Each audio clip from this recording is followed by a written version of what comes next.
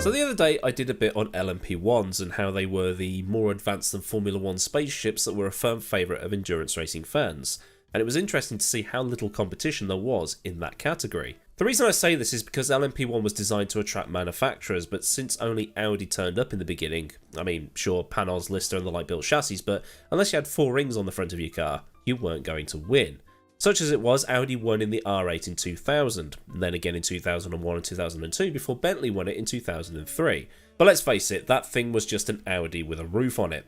Absolute monster of a car though, I mean look at it. It was basically the Audi R8C that was racing in LMGTP, albeit only once, because Audi knew they were onto something with the R8 and decided to focus on that.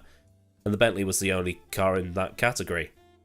Yeah, the ACO hadn't really got this thing nailed yet, had they? The R8 would take another 2 wins in a row at the famous 24-hour race before turning up in 2006 with something that just made people go, "What?" Audi had turned up with a diesel engine, the fuel of Satan as Top Gear would often describe it. They weren't the first team to try this though. In 1949, the first year Le Mans resumed after the Second World War, 2 brothers called Jacques and Jean Delatraz ran a 4.4 litre inline 6 that ran on diesel. The car retired after they ran out of fuel and then burnt the starter motor out. In 2004, a privately entered Lola entered using the V10 diesel out of a Volkswagen Touareg. Like the Delatraz brothers, it retired, its gearbox giving up the ghost after 35 laps. So the big question has to be then, why use a diesel? Why try something out that had been done twice before and failed? That question is the main one I had, so I went on an internet to find out. It starts with a man at Audi called Ulrich Boretsky, who had been in a few meetings with the ACO at the start of the 2000s to try and understand where the ACO and the manufacturers thought endurance racing was going to go in the future. During this same time, he discovered that in the European Union, it was a straight split between petrol and diesel vehicles, 50-50. At the same time, Audi was racing in the American Le Mans series and was looking at bringing its diesel range to the United States, and having a diesel-powered prototype would help change the public's perception of diesel cars. I seem to remember at the time people said that if you did a lot of motorway miles, the diesel was better. Unfortunately, people only heard the second part of that and all bought diesels and then started crying that the filters had all got clogged up and it was a £3,500 fix, and that children in the cities were suffocating. And it did actually make sense for Audi to bring a diesel to Le Mans.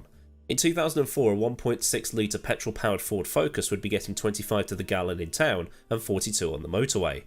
The same capacity diesel would be getting 60. For the metrics, that's 5.6 litres per 100k for the petrol on the motorway and 3.9 per 100 kilometres for the diesel, something like that. So building an engine that sipped fuel for an endurance race seemed a no-brainer. And Audi didn't do things by halves either. They built a V12 5.5 litre turbo diesel engine for the car that would enter the 2006 24 Hours of Le Mans, 5.5 litres being the biggest capacity engine allowed under the rules. Aluminium construction, direct injection, twin turbo and 650 horsepower out of the box. And that wasn't the end of it either, because it produced 811 pound-foot of torque at 3000 RPM, so it was short shifting like no tomorrow. This made the R10 longer than the R8 because of the hulking great engine in the back, but as Top Gear magazine described it, it was the early 2000s open cockpit prototype. When you're asked to draw an F1 car from memory, you'd probably draw the Jordan 191. Get told to draw an early 2000s prototype, you'd probably draw the R10.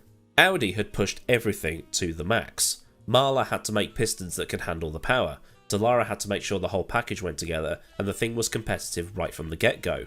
Sebring winners at the first attempt, from the pit lane.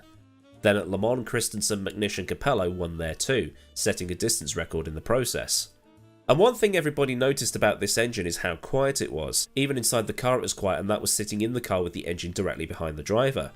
Alan McNish said that above 100 miles an hour the wind was louder than the engine was, which meant downshifting was hard to do by ear. The only problem Audi ever had with building the car was deciding where to put the particulate filters. Filters that worked so well there was barely any dirt on the exhaust after 24 hours. But it wasn't without any problems though. One of the cars at Le Mans in 2006 was affected by an issue with its injectors, and Audi was constantly working with Bosch to get the issue resolved. The Christensen McNish Capello car didn't have this issue and went on to lead every lap, setting a record for the longest time between pit stops at 16 laps of the 8.4 mile Circuit de la Sarthe, which equates to a total stint of 134.4 miles, at a fuel economy of 5.73 miles per gallon from a 24 gallon tank. That's 41 litres per 100 kilometres from a 90 litre tank. You see, this is the mad thing. In Britain, petrol is sold by the litre but burned at a rate of miles per gallon because we still use miles and miles an hour. I'm not sure if this is a loophole exploit though, because after a time the fuel tanks were shrunk for the diesels to balance things out, a rule that most likely didn't exist at this time. In 2007, the diesel engine cars had the tanks shrunk down to 81 litres or 21 gallons, because I can only imagine the ACO rule makers were sitting in their office and thinking, yeah, this Christensen bloke is taking le piss. Audi would win 3 in a row with this car before losing out in 2009 to Peugeot with their diesel-powered 908 HDI. Audi had brought a new car, the R15, with a new smaller engine to Le Mans, and the Peugeots were able to maintain higher speeds. The Audis would also be involved in accidents and off-tracks that scuppered their chances of 4 in a row, and Peugeot, with David Brabham, Marc Genet and Alex Wurz, would be the winners. But in 2010, Audi reigned supreme, setting the distance record for Le Mans with 397 laps, hence Studio 397. The R15 only lasted 2 years before Audi brought their most recent LMP1 design to Le Mans, the R18. The R18 was a response to the new rules for 2011. Cars were now closed cockpit and had to have a stabiliser fin on the rear, and aerodynamic efficiency was improved with the closed cockpit design. This had an even smaller engine, a 3.7 litre diesel V6 which had 532 horsepower, a little less than what it had before and only one turbocharger, so the power to weight would have been improved. I think. I mean, I'm not an engineer. In 2011, 2 of the Audis would be removed from the race due to collisions, one of which involving Alan McNish and a Ferrari, in what is one of the scariest crashes you'll ever see. And I'm sure people are now nodding their head and going, yep, I know exactly what you're talking about. I can see it right now. The third car would still win the race though. It was in 2013 though when things got extreme. The ACO mandated any manufacturer entry had to run a hybrid system, which was there to improve fuel efficiency rather than performance. But you can bet your bottom dollar that the teams use it to increase the performance because you can see the rule changes every year. Restrictors get bigger, tanks get smaller, power reduced, weight increased, yet the pole lap times were getting faster and faster. Audi now had the R18 e-tron Quattro, and when Audi bolts the word Quattro onto things you know it's about to get scary. Group B anyone? This was the same V6 diesel with a hybrid motor attached to the front wheels, so you can debate in the comments as to whether it classed as a proper Quattro or not. The hybrid system was built by Williams, as in the Formula 1 team Williams, that was only active above 75 miles an hour or 120 kilometers. Chassis by the Italians, hybrid by the British, gearbox by the British. Was any of this car German? The engine got bigger for 2014. It was now a 4 litre diesel and it was now a combined output of 770 horsepower, 540 of that coming just from the diesel. And it was the first time since the latter part of the 2000s that Audi had some competition. Toyota and Porsche had also brought their LMP1 competitors, Toyota the TS040 and Porsche the 919, but despite the competition, Audi would win again, but it would be the last time that they would win at Le Mans. In 2015 and 2016, Porsche would take over as the top dogs at Le Mans, and at the end of 2016, Audi would be gone, and Porsche would quickly follow. The official reason was business. Audi was in cost-cutting mode. Rumours are that Audi was investing €500 million a year into the LMP1 programme. It also didn't help that the Dieselgate scandal involving parent company Volkswagen also made Audi need to save face, dumping LMP1 with its dirty diesel and heading to Formula E, where the research and development into electric cars would have been a better publicity move. Marshall Pruitt at Road and Track was told by insiders that everything in the Volkswagen Group's racing programmes that wasn't turning a profit or winning had to go. Since Porsche was winning at Le Mans, Audi went and Porsche was spared. But with all that said, in the years Audi was in the LMP1 category, it won 13 times with 15 different drivers. Its dominance puts it second on the all-time winners list, behind Porsche that has 19 wins and ahead of Ferrari that had its 10th win on Sunday. But the diesel Audis will always be a piece of racing ingenuity. Audi made it work.